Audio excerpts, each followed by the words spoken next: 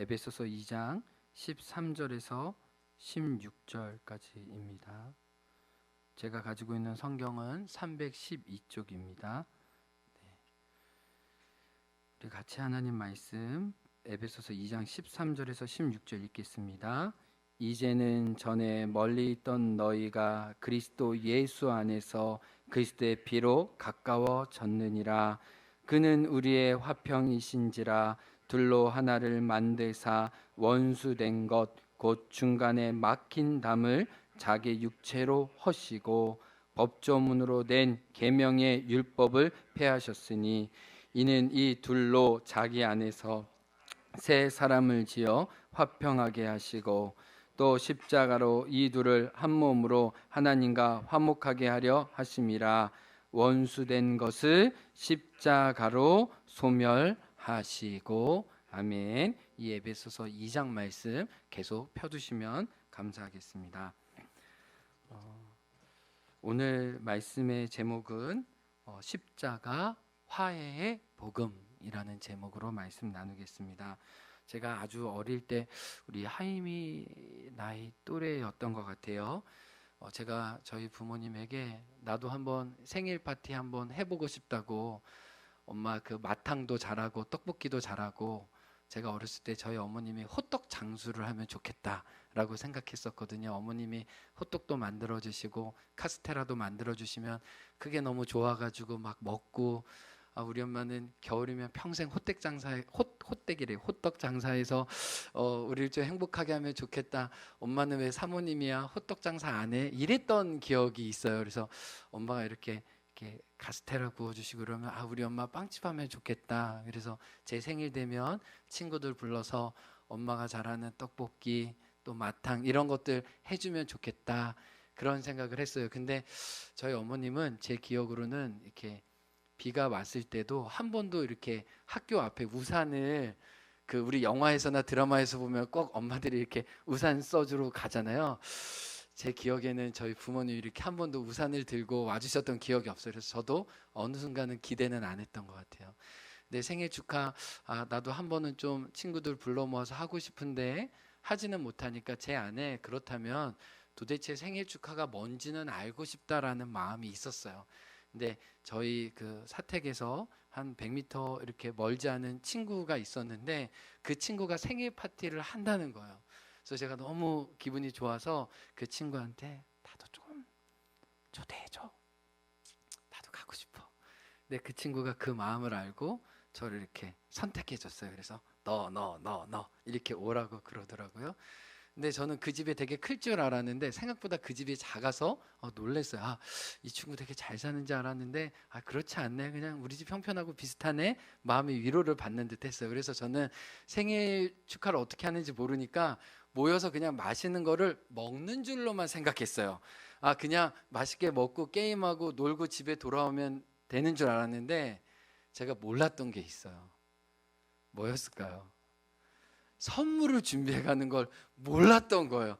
그 생일 축하를 뭐 제대로 받아보거나 해본 적이 없어서 생일날 누군가를 축하하기 위해서 선물을 조그만 거라도 준비해 간다는 걸 어린 나이에 경험상 해보지를 못한 거예요. 그러니까 저는 축하받았다는 사실만 가지고 막 기쁨으로 갔는데, 근데 지금 생각해 보면 그 친구의 어머님이 의도한 거는 아니겠지만 저에게는 큰 상처를 주셨어요. 이제 우리 생일 축하하자, 맛있는 음식이 분명히 제 눈에 보여서 저는 이미 거기 가 있는데 갑자기 어머님이 모이라고 하는 거예요. 딱 모였더니 이제 한 명씩 돌아가면서 어떤 생일 선물을 준비했는지 펼쳐보자고 하는 거예요. 제가 그 순간 너무너무 부끄럽고 너무너무 당황스러웠어요. 저는 선물을 준비해야 되는지 정말 몰랐는데 그냥 한 사람씩 주고 그냥 그걸 나중에 확인했으면 오히려 제가 받았을 상처가 덜했는데, 한 명씩 앉아놓고 무슨 선물을 가져왔는지 직접 너가 뜯어보라고 하는 거예요. 뜨고 이거 가져왔구나 이러는데 저는 그때 뭐라 그럴까요? 이렇게 모멸감이라고 그럴까요? 이렇게 정말 쥐구멍이라도 들어가고 싶은 그런 부끄러움을 제가 이렇게 경험했던 것 같아요. 그래서 저는 이 어린 시절에 초등학교 때 생일 축하 간 기억은 딱 한 번밖에 없는데 그 아픈 기억밖에 없어요. 그래서 뭐를 먹었는지 어떤 재밌는 시간을 보냈는지는 제 기억이 없어요. 죄송해요. 저는 그냥 쪽팔려서 너무 부끄러워서 엄마도 원망스럽고 그 친구도 원망스럽고 그 앉아서 한 명씩 뜯자고 했을 때 아무도 괜찮아, 준비 안 해도 괜찮아, 뭐 이런 말을 해줄 그 한 명이라도 있었으면 제가 좀 낫을 텐데 그런 사람이 없었던 것이 원망스럽고 아프기도 해요. 여러분, 왜 제가 이런 얘기를 하냐면 우리가 믿는 복음도 우리가 믿는 교회 생활도 이럴 수 있다는 거예요. 나에겐 기쁨이고 나에겐 잔치일 수 있는데 의도하지 않게 누군가에게 아픔을 주고 부끄러움을 주고 그들의 존귀함을 훼손시킬 수 있다는 거예요. 우리가 의도하지 않았지만, 우리가 예상하지 않았지만 혹시 우리 안에 들어온 아직 하나님을 잘 모르는 분들이, 아니 하나님을 가까이 하려고 하는 분들이 우리의 어떠한 모습 때문에 오히려 상처를 받고 나 이제 믿음, 이제 예수님, 나 이제 하나님 하면 거들떠보고 싶지도 않은 그런 수치와 모멸감을 그분들이 감히 안고 갈 수 있다는 것을 우리는 생각해 보게 됩니다. 왜 이런 생각이 드냐면, 여러분 옛날에 이 조선일보에 10몇 년 동안 광수생각이라고 그 애니메이션 이렇게 좀 톡톡 튀는 아이디어로 우리의 생각을 일깨워줬던 분이 있어요. 근데 이 분이 자기의 그 사춘기 시절에 반바지 입고 이렇게 갔는데 한 장로님이 뭐라고 호되게 막 반바지 입고 이렇게 오면 어떻게 하냐고 그랬대. 근데 여린 마음에 그게 충격이 되었다는 거예요. 그래서 그 다음부터는 교회 오고 싶은 마음이 없어서 교회는 너무 진입장벽이 높은 곳, 뭔가 이렇게 준비 안 되면 편하게 갈 수 없는 곳, 그래서 교회랑 멀어졌다는 거예요. 제가 이번 주에 여기 그 세월이 가는데 이제 아침에 해장국 집에 어떤 분하고 약속이 있어서 이제 가서 식사를 하는데, 우리 행원에 사는 우리 잘 먹는 현수 있잖아요. 현수. 저는 현수가 옆에 온지 몰랐는데 제가 그분하고 대화하고 있는데 갑자기 새로운 손님이 뭐 온지도 저는 몰랐어요. 그랬더니 갑자기 현수가 목사님 안녕하세요. 제가 깜짝 놀라가지고 현수야, 이 아침에 지금 네가 어떻게 왔어? 오는 시간이 아닌데. 현수가 저는 종종 자주 와요. 아버지랑 종종 자주 와요.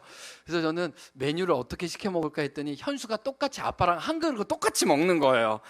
아버지도 등치가 있으신데 현수도 어른이 먹는 해장국을 그냥 밥 한 그릇하고 잘 먹는 거예요. 제가 그러면서 무슨 생각했냐면, 낯선 곳에서 만났지만 현수가 저를 보자마자 목사님 반갑게 맞이해주고 이렇게 인사해줄 수 있는 현수와 저의 관계가 된 게 감사했어요. 만약에 제가 광수생각처럼 현수야 너는 교회 와서 왜 이러니 만약에 했다면 현수가 이 해장국을 먹으면서 그때 소화가 됐을까요? 어떻게 저 원수 목사님 만나가지고 내가 식사를, 이런 마음이 들지 않았을까요? 근데 반가운 거예요.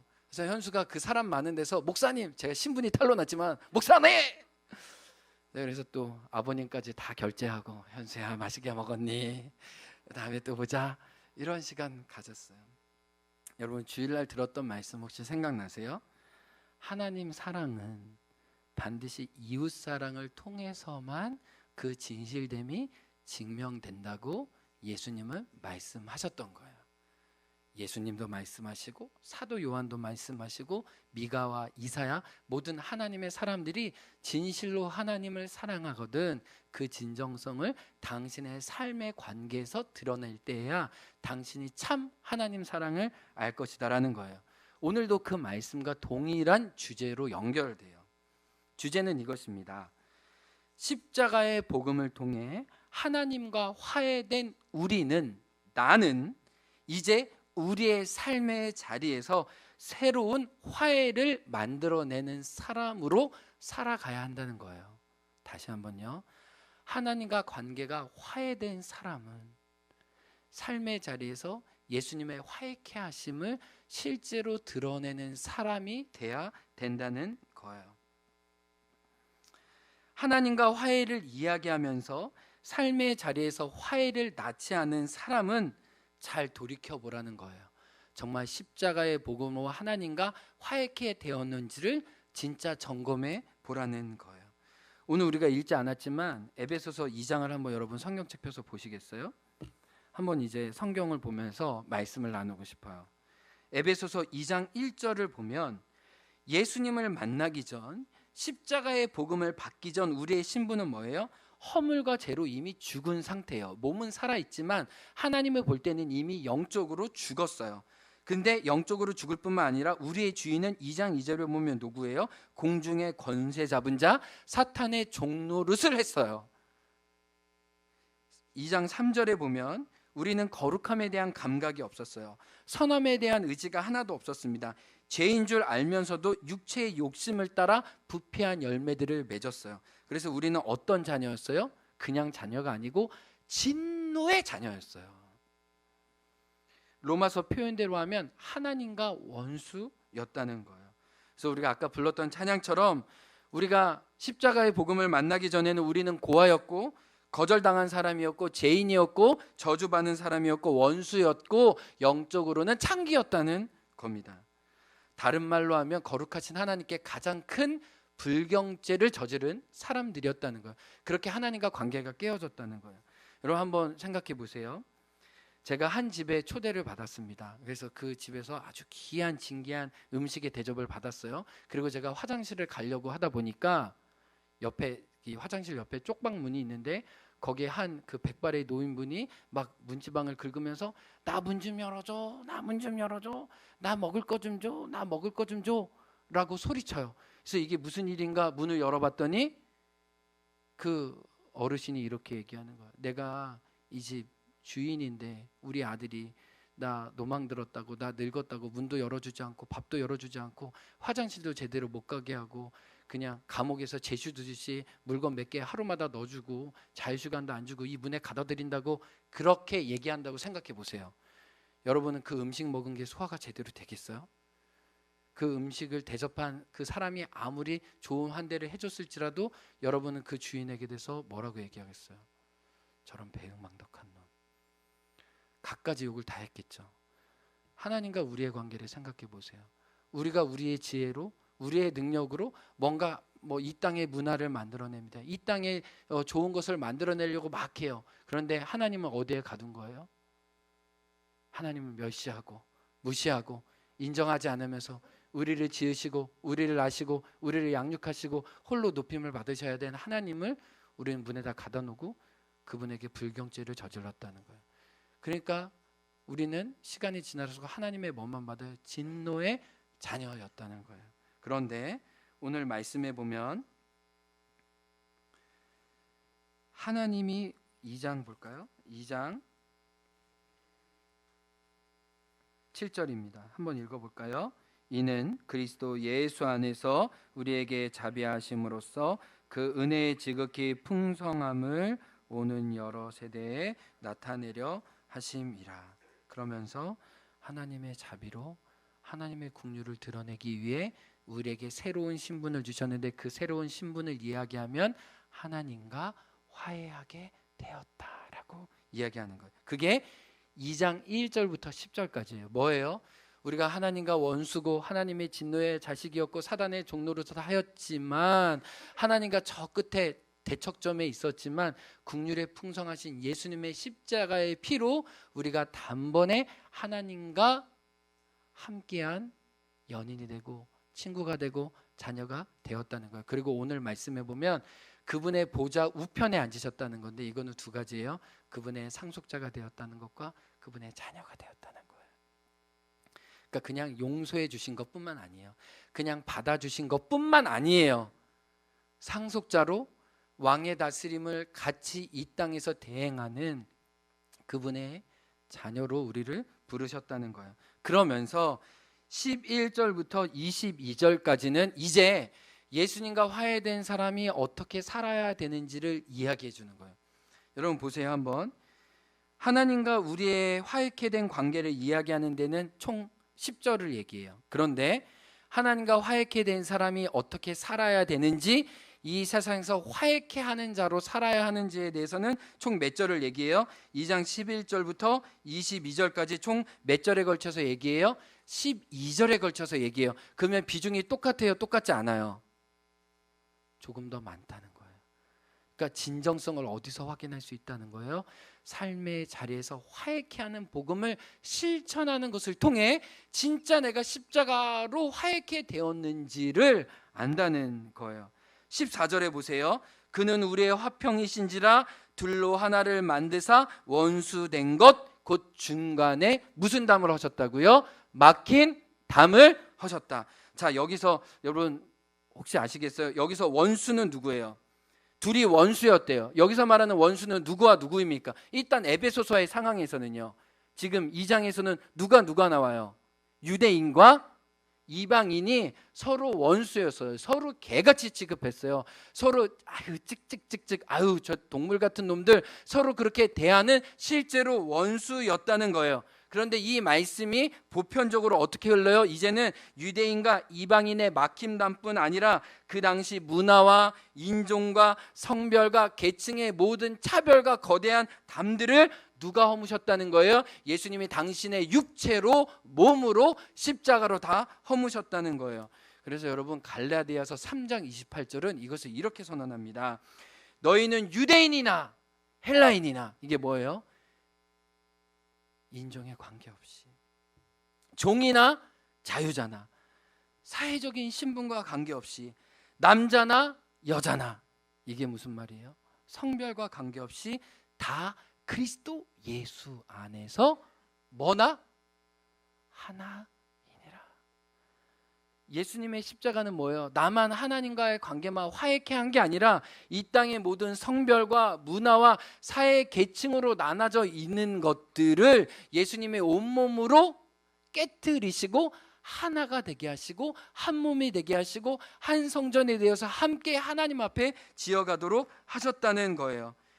그래서 자신의 온몸으로 패하시고 이 땅의 사람들이 서로 장벽으로 막아놨던 것을 그분이 짓밟으셨다고 이야기를 합니다. 15절에 보세요. 그래서 유대인과 이방인이 이제 한 세 사람이 되어서 화평하게 하셨습니다. 16절을 보세요. 앞뒤로 똑같은 단어가 나와요. 16절에 무슨 단어가 나와요? 네? 2장 16절에 십자가라는 단어가 나오죠. 또 끝에도 무슨 단어가 나와요? 십자가라는 단어가 나오죠. 근데 십자가와 십자가 사이에 된 일이 뭐예요? 이방인과 유대인이 한 몸이 되고 한 지체가 되고 한 형제 자매가 되었다는 거예요. 여러분, 그러면 신종 이단이 뭐예요? 하나님 사랑과 이웃 사랑을 나누는 게 오래전부터 된 이단이에요. 그러면 에베소서 2장에 의하면 누가 이단이에요? 자기는 하나님과 화해케 되었다고 얘기하면서 형제 사이를 이간하고 분열시키고 갈라내는 자가 하나님 보실 때는 그가 이단이고 그가 불법을 행하는 자고 그가 십자가의 복음을 모르는 자예요. 여러분 시편에 보면은 시편 15편에 보면 누가 여호와의 성전에 올라갈 자인가 라고 나와요. 근데 그 말씀을 다리 번역하면 누가 여호와의 성전에 올라가지 못할 자냐? 형제 사이를 이간하고 뒷담화하고 모욕하고 정죄하고 형제 사이를 깨트리는 자는 하나님의 성전에 올라가지 못할 자라고 이야기하는 거예요. 왜요? 하나님과의 관계가 바로 되기 위해서는 그 형제와의 관계가 화평케 된지를 하나님은 끊임없이 확인하고 계세요. 제가 그 1996년에 그때 김석구 장로님 미국 애리조나 투싼에 계실 때죠. 맞나요? 투싼? 네, 투싼. 참고로 우리 김석구 장로님 어제 바다지킴이 그 면접 보셨습니다. 그래서 15명 뽑는 대신 46명인가 오셨대요. 그래서 다음 주 목요일 날 발표인데 여러분 기도해 주십시오. 면접관들이 우리 김석구 장로님을 알아볼 수 있도록. 김석구 장로님은 바다와 결혼한 분이에요. 바다를 너무 사랑해서 초과 근무하셔도 수당도 안 받고 기쁨을 하시는 분인데 다음 주 목요일 날 좀 구자 읍장님이 우리 김석구 장로님 좀 알아주셔서 꼭 바다 지킴이 6개월 좀 하시면 좋겠다 이런 마음이 듭니다. 제가 그 미국 아틀란타에 그 1년이래. 한 달간 머물렀었는데 그때 미국에서 이제 그 올림픽이 아틀란타 올림픽이 있었어요. 그때 이제 폭탄 테러도 있고 이래가지고 굉장히 올림픽이 뒤숭숭하고 정말 어려울 때였습니다. 근데 제가 그 아틀란타가 어떤 도시인지 검색해 보니까 그 백인 우월주의자들 있잖아요. 백인 우월주의자를 KKK라고 하는데 그게 아틀란타에서 처음 조직됐더라고요. 그러니까 그 백인들이 자기의 우월함을 드러내기 위해서 이 흑인들을 그 죽이고 또 폭력을 행하고 자기 어떤 거대한 힘을 자랑했던 그 첫 번째 도시가 아틀란타였다는 거예요. 근데 여러분도 아시겠지만 그 흑인의 인권을 위해서 우리에게는 꿈이 있습니다. 흑인의 노예들과 백인의 자유들이 함께 언덕에 올라서 함께 더덕실 춤을 추면 우리는 그 아름다운 우리에게는 꿈이 있습니다라고 얘기했던 마틴 루터 킹 목사님의 기념관이 그 아틀란타 중심에 있어요. 근데 제가 흑인 슬럼가 안에 그 아틀란타 기념관이 있는데 밤에는 무서워서 그 길을 못 간다는 거예요.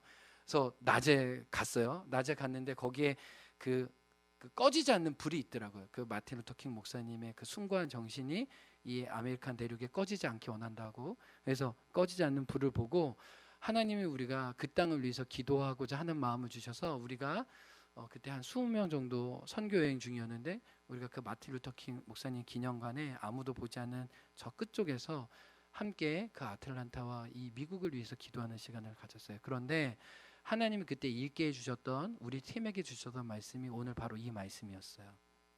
그는 중간에 막힌 담을 온몸으로 허졌다. 지금 여전히 이 땅에 흑인과 백인으로 나눠져 있는 이 인종차별로 인해 많은 사람이 고통당하고 있다는 것, 그리고 많은 사람이 징후로 끓고 있다는 그 마음을 주셨어요. 그래서 우리에게 하나님, 예수님의 십자가에 화해케 된 복음이 이 땅에 임하기를 원합니다. 그래서 에베소서 2장 말씀을 주시면서 하나님이 우리 리더들에게 마음을 주시면서 우리가 십자가의 대형을 그리고 기도하자. 그래서 우리 팀들이 십자가를 만들기 시작했어요. 그 자리에서 이 예배당이라면 십자가를 만들고 그 자리에 서서 무릎 꿇고 주는 평화, 막힌 담을 허셨습니다. 주님, 이 땅이 이렇게 나눠져 있습니다. 갈라져 있습니다. 십자가에 화해케 하는 복음으로 이 땅을 치유해 주십시오라고 기도했어요. 근데 여러분, 그게 미국 애틀란타 뿐이겠어요? 이 사회는 어때요? 아니, 우리 마을은 어때요? 아니, 우리 형제자매의 관계는 어때요? 아니, 우리 가족 간의 관계는 어때요? 화해케 하는 십자가의 복음이 필요하다는 거죠. 그림 한번 보여주실래요? 화해의 아이라는 책이 있습니다. 굉장히 선교적으로 유명한 책인데 1962년에 돈 리차드슨 선교사님이 자신의 경험과 더불어 한 부족이 주님께 돌아온 이야기예요. 남서 태평양 유기니아 정글에 아직도 이 구석기적인 삶을 사는 부족이 두 부족이 있었습니다. 뚜안족과 사이족이었어요. 이들은 굉장히 정말 옛날, 그러니까 지금으로 보면 정말 약간 미개하다고 볼 수 있는 정말 보기 힘든 원시 부족의 삶을 살고 있었는데 강 하나를 두고 서로 정말 많이 싸웠어요. 특별히 이 사위족은 배신을 가장 큰 미덕으로 삼은 부족이에요. 그래서 다른 마을 사람들을 친구처럼 사귀다가 우정이 연결고 난 다음엔 자기 집으로 초대해서 그를 죽여서 그 인육을 먹는 족속이었어요. 그러니까 지금으로서는 상상도 할 수 없는 부족이죠. 근데 이 존 리차드슨 이 목사님 가정이 이 부족 안에 들어간 거예요. 그래서 이 부족의 언어를 배우고 문화를 배우면서 이들의 언어로 이제 그리스도의 복음을 소개하는 과정이 이 책에 나와요. 그런데 놀라운 것은 이 돈 리차드슨 선교사님이 이 예수님의 이야기를 해주기 위해서 예수님이 죽으신 이야기를 해야 되니까 꼭 해야 되는 사람이 누구예요? 예수님을 죽였던 가룟 유다잖아요. 근데 가룟 유다 이야기를 이 사위 부족에게 들려줘요. 그랬더니 이 사위 부족에게 어떤 일이 일어나냐면 우리가 볼 때는 성경에서 최고의 영웅이 가룟 유다라는 거예요. 이해가 되세요? 왜요? 이들의 문화와 가치는 뭐가 우월이에요? 배신의 문화. 친구를 삼아 알고 보면 배신해서 인육을 잡아먹는 그런 잔혹함이 이들의 뿌리 깊게 있으니까 예수님과 3년간 친구 되다가 예수님의 배신을 때리고 예수님을 죽인 가룟 유다가 이 사위족에는 실제로 영웅인 거예요. 여기서 돈 리차드슨 선교사님이 너무 큰 충격을 받아요. 아니, 내가 예수님을 전하려고 하다가 가룟 유다를 높이는 결과가 나왔네 라고 생각하다가 전전긍긍해요. 어떻게 이 문화적인 비유를 통해 이들에게 예수님을 알릴까 하다가 놀라운 한 가지 사실을 알게 돼요. 너무 전쟁이 끊임없이 피터지니까 선교사가 이제는 나 고향으로 돌아가겠다고, 나는 당신들이 너무 무섭고 당신이 너무 잔혹해서 함께 살 수 없습니다. 그랬더니 마을 사람들이 떠나기를 싫어요. 왜냐하면 선교사님이 불도 주고 칼도 주고 여러 가지 신식 기계들이 있으니까 이 사람들이 너무 신기한 거예요. 그러니까 그 선교사가 자기에게 성냥도 주고, 왜냐하면 자기네들은 막 이렇게 한다는데 성냥도 주고 막 불도 주고 칼도 주고 여러 가지 도구를 주니까 선교사 떠나가지 말라고 얘기하는 거예요.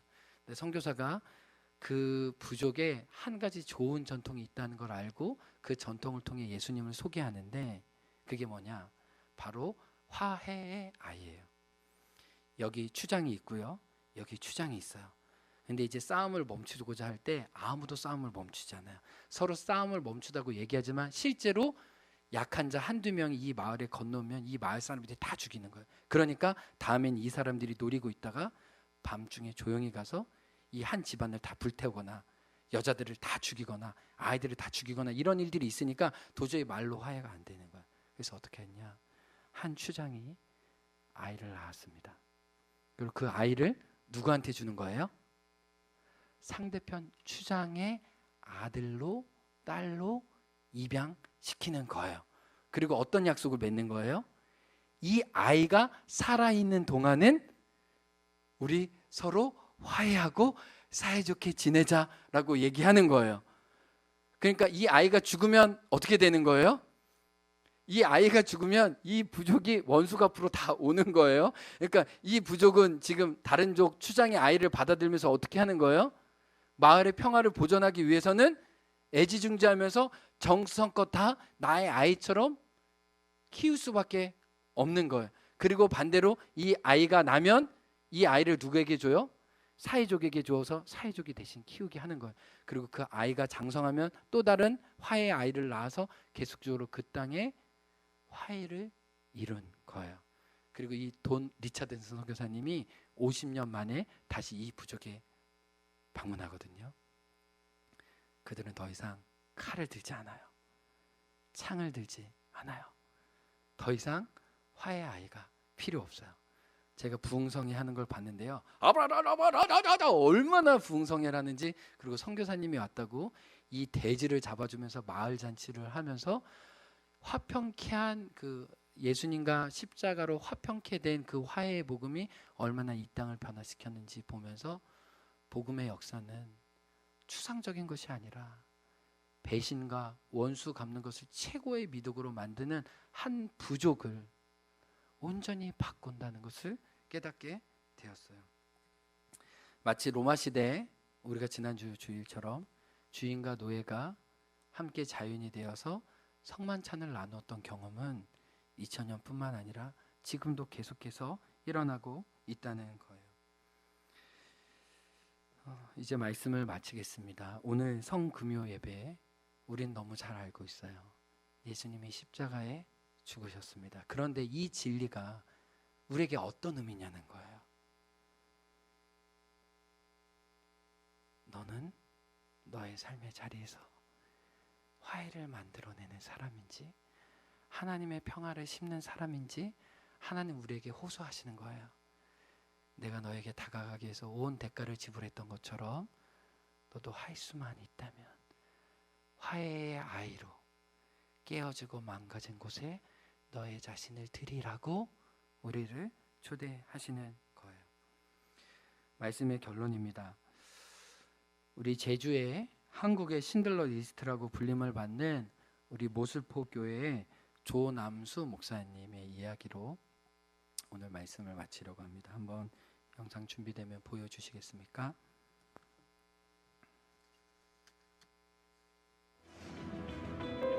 서귀포시 대정읍에 위치한 모슬포 교회는 일제강점기와 4.3 사건, 그리고 6.25 전쟁 등 우리 민족이 겪었던 격변의 역사를 생생하게 간직하고 있는데요. 2006년에는 한국 기독교 장로회 총회에 역사 유적교회로 지정되기도 했습니다. 제주 역사상 가장 아픈 상처를 남겼던 것은 바로 4.3 사건입니다. 제주 출신 1호 목회자였던 이도종 목사님도 이때 순교하셨습니다. 토벌대와 무장대의 대립으로 제주도민들의 고통은 나날이 커져만 갔습니다. 낮에는 무장대에 협조했다는 이유로 토벌대들에 의해 총살되고 밤에는 무장대에 의해 피해를 입었습니다. 모슬포교회의 8대 담임이었던 조남수 목사는 무의미한 학살극을 멈춰야 한다고 결심하고 서귀포경찰서의 문영순 서장을 찾아갑니다. 살기 위해 무장대에게 음식과 물건을 내어준 것은 죄가 아닙니다. 그들을 자수시킬 테니 그들의 생명을 해하지는 마십시오. 서장의 허가를 얻은 조남수 목사는 그때부터 곳곳을 돌아다니며 자수를 권고하는 강연에 나섭니다. 자수를 했다가 처벌을 받으면 제가 먼저 자결하겠습니다. 그는 150여 회의 강연을 통해 도민 약 3,000명을 자수시켰으며 직결 처형을 앞둔 300명을 구해 한국의 쉰들러라는 별명을 얻기도 했습니다. 나는 모슬포교회 목사다. 자수해라. 여러분들의 그런 일들이 그 자료가 입수돼 있다. 큰 해를 당할 텐데 자수해라. 인간 조남수를 믿지 말고 기독교 목사를 믿어달라. 울면서 자수하지 않으면 여러분 큰 해를 당합니다. 내가 자수해서 해를 당하게 될 경우엔 할복 자살이라도 하겠습니다. 그랬더니 자수하기 시작했고 그 150여에 걸쳐서 3천여 명을 자수하게 한 이런 실적이 있고. 네, 여기까지입니다. 네, 우리 제주도의 역사에 보면 존경받을 목사님들이 계세요. 제주 출신 처음 이도종 목사님도 그러셨고, 우리 조남수 목사님은 참 이 땅에 깨어지고 아픈 가운데 화해의 아이로 자수해서 여러분이 죽임을 당하면 저도 그 자리에서 같이 죽겠습니다. 저를 믿지 마시고 인간 조남수를 믿지 마시고 하나님의 자녀 목사인 조남수를 믿고 오십시오. 3,300명을 이 땅에서 살려내었습니다.